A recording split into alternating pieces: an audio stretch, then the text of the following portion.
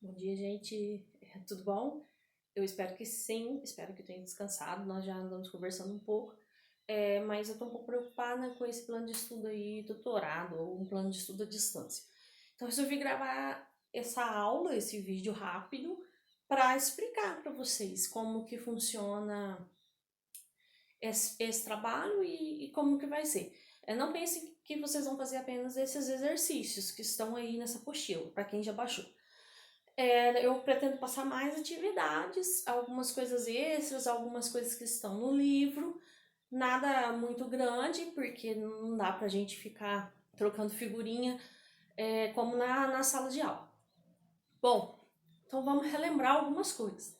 De acordo com o meu conhecimento, com o meu estudo anterior aí, lá do mês de março, ainda não tô com Alzheimer, então eu me lembro perfeitamente que é, em março nós começamos a usar o livro e começamos a estudar esse conto, Mergulho Interior aí, né? Aquela água toda que é a história do menino que conheceu o mar, foi pra praia, fez uma viagem de ônibus, perdeu e tudo mais. Bom, a partir desse ponto nós começamos aí o nosso estudo doutorado. O que a apostila traz para nós?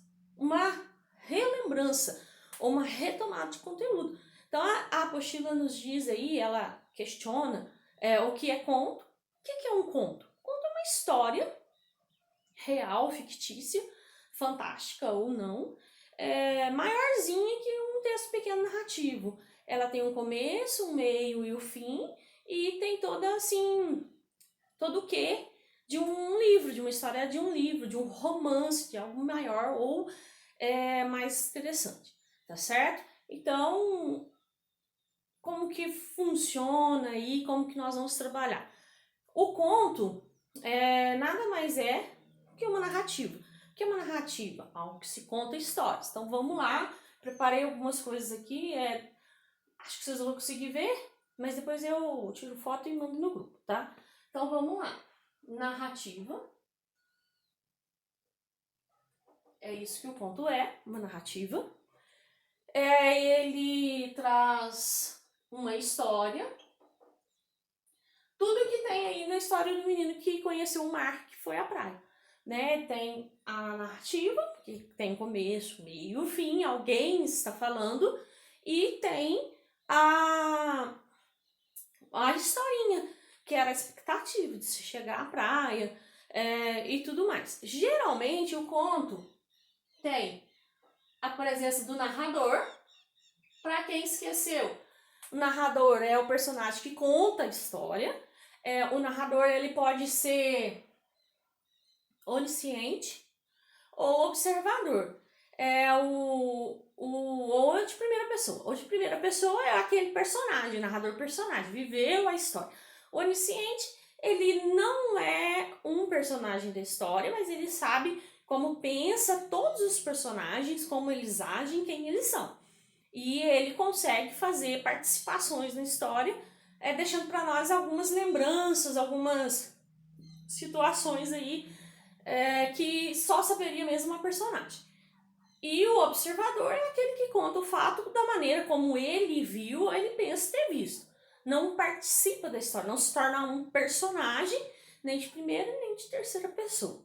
Para quem esqueceu, primeira pessoa, eu, terceira pessoa, ele e ela, né? Outros personagens que não são eu, que não seja eu, desculpa, tá certo? Então, nós vamos partir daí. No narrador, nós temos também no conto o espaço. O que é isso? E o tempo. Vamos lá. Bom, o que é o espaço? O espaço é o cenário. A história se passa onde? Se passa em Machado, na Escola Estadual Paulina Rigotti, por aí vai. E o tempo? Quando essa história aconteceu? É em um prazo de um dia, um prazo de uma semana, um prazo de um mês? Essa história ela tem acontecido há bastante tempo, há anos, em uma hora, em 50 minutos, em 20 minutos. Isso é o tempo em que a história está acontecendo, tá certo? Por enquanto, nós temos esses três elementos que estão presentes no conto, tá certo? Tá entendido até aí? Espero que sim. Bom, continuando. Além desses três, nós ainda temos dentro de uma narrativa, de um conto, o que nos chama de conflito ou clímax. O que é isso? Conflito é aquele BO que surge na história e que faz a história acontecer. A namorada brigou com o namorado e foi por isso que deu isso tudo, que aconteceu tal coisa, que fez isso. Tá certo?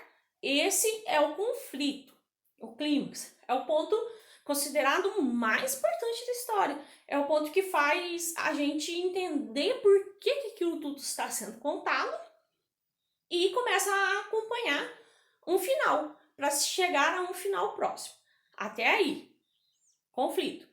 E também nós temos o enredo. Bom, para quem já viu escola de samba desfilar, todas as escolas têm samba enredo. Por quê? Porque elas estão contando uma história musical sobre o desfile. No conto é a mesma coisa, só que sem música. O enredo é a historinha. Por exemplo, o conto da Branca de Neve e os Sete Anões. Qual que é o enredo dessa história? Para mim que nunca li.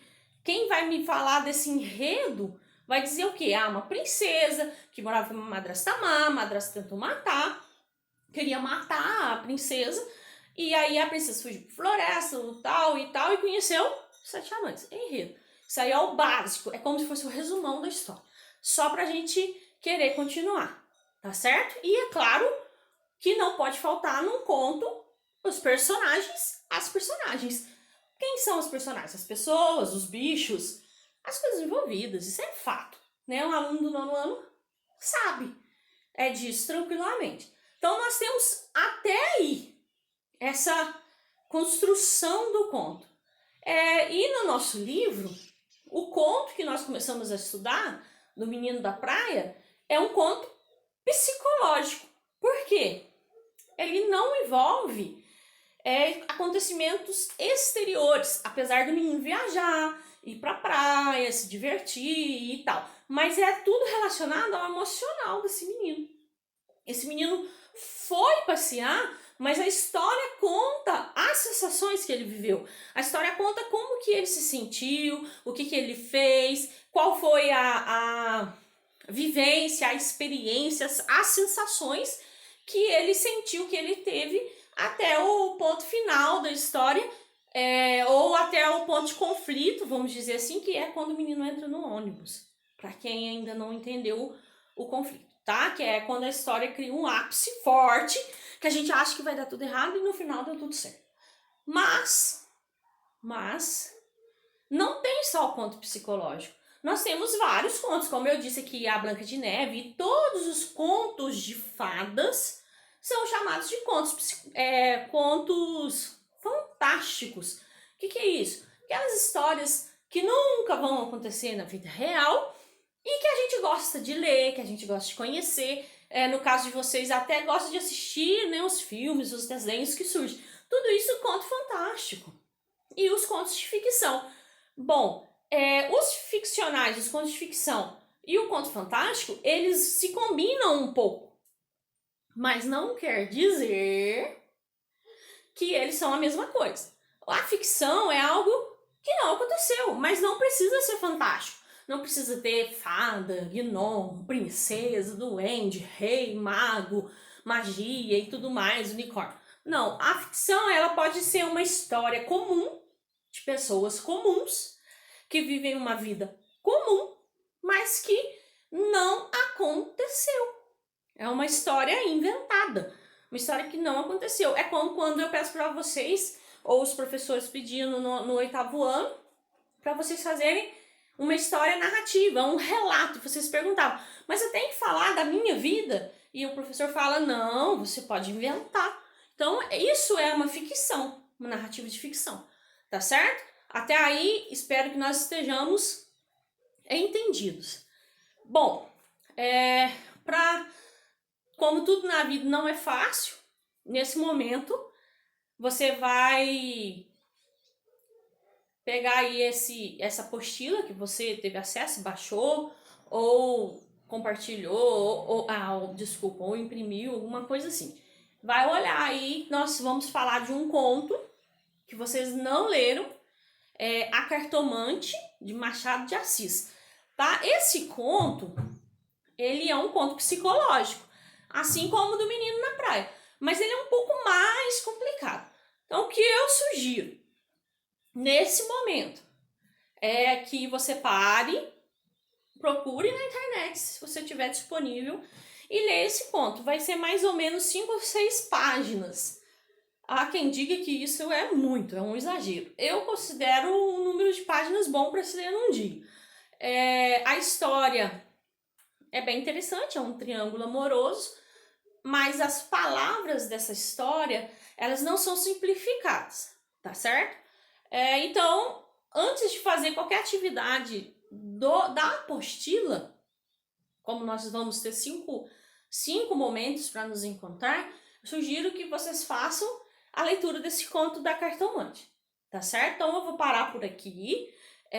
Peço que, se você ainda tem dúvida, depois a gente conversa, vai me mandando pelo WhatsApp.